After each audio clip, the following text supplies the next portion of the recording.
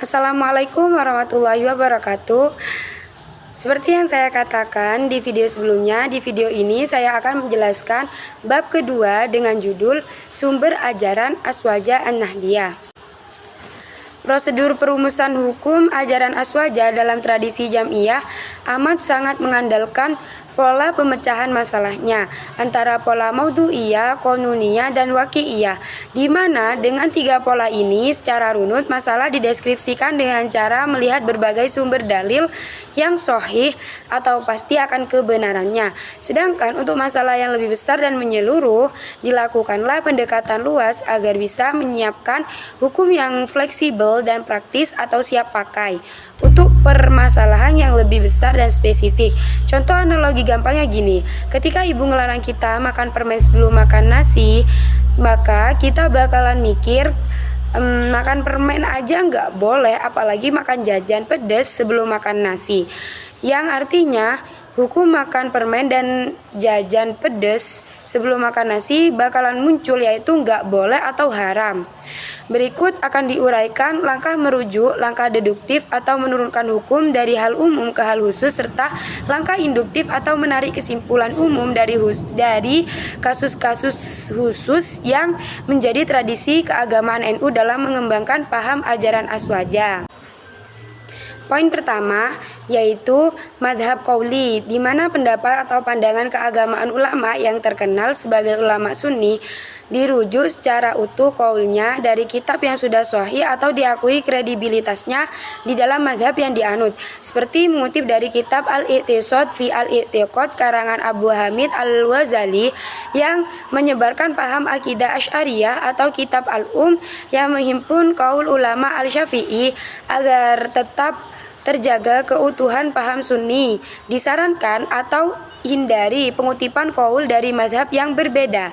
Selain itu, juga menjaga terhadap konsistennya praktek ibadah dan hukum yang kita pelajari, sehingga dapat memahami secara mendalam tentang hukum-hukum yang berada di dalam mazhab yang kita anut. Poin kedua, mazhab manhaj, metodologi atau cara menginterpretasi teks. Jadi di sini kita nggak cukup hanya punya teks, tapi juga harus punya cara yang benar dalam memahami teks tersebut.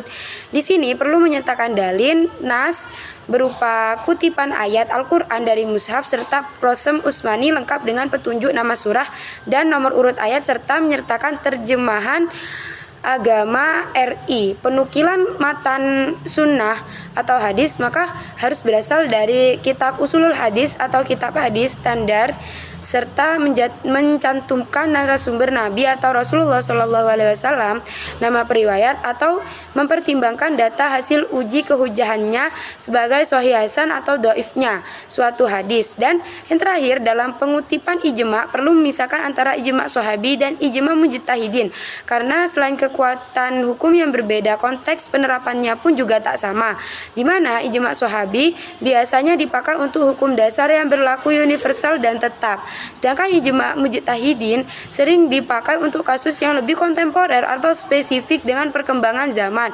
Sumber pengutipan ijma sebaiknya mengacu pada kitab karya ulama yang melakukan ijtihad dan mendirikan mazhab fikih yang menjadi rujukan ulama Islam seperti Imam An-Nawawi dan yang lain sebagainya, dengan mengaitkan ayat terkait melalui tafsir, menyertakan kritik dan syarat hadis, di mana hal ini dilakukan untuk memastikan hukum yang diambil tetap akurat, karena banyaknya penggalian masa kini dilakukan oleh orang yang belum berlevel mujtahid, sehingga hasilnya belum tentu sahih atau tepat. Jadi Aswaja NU menekankan bahwa dalam memahami nas harus ada disiplin atau aturan, tidak boleh main tafsir sendiri sembarangan tanpa kaedah yang diterima umat Islam